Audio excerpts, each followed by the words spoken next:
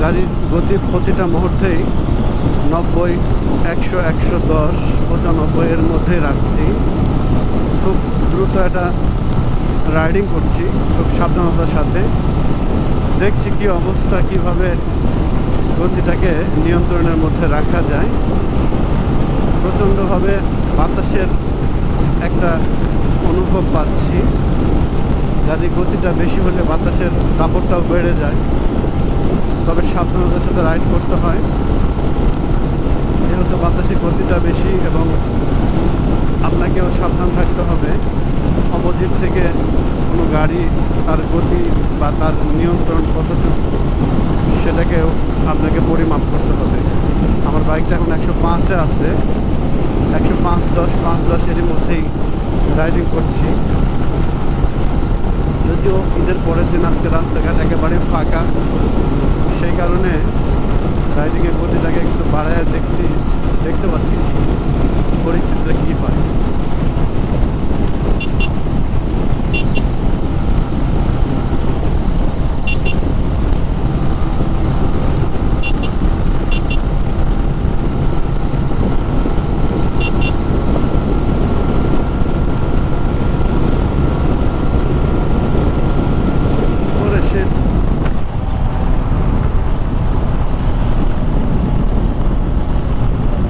দেখলা কি অবস্থা,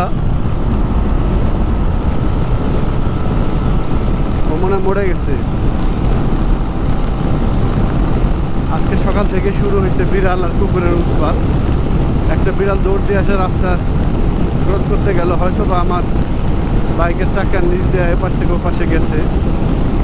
কিচ্ছু করার না, যখন এরকম পরিস্থিতি হবে বাইকটাকে পারফেক্টলি একদম শক্তভাবে ধরতে হবে, যেন আপনার হ্যান্ডেলটা কোনোভাবে ডিসপ্লেস না হয়। যদি হ্যান্ডেল ডিসপ্লেস হয় তাহলে বুঝতেই পারছেন অ্যাক্সিডেন্ট হতে পারে। তো এটাকে মাথায় রেখে, আর ওই সময় কোনোভাবে ব্রেক করা যাবে না। যদি ব্রেক করেন তাহলে কিন্তু আপনার ক্ষতি হওয়ার সম্ভাবনা থাকে। আজকে প্রথম একটা ভালো অভিজ্ঞতা গ্রহণ করলাম। একটা বিড়াল সামনে দিয়ে যে আমার চাকার নিচে পড়লো, দেখতে পেলেন। এটা আমি ভিডিওতে আবার একদম সুন্দরভাবে রিভিউ করে দেখাবো।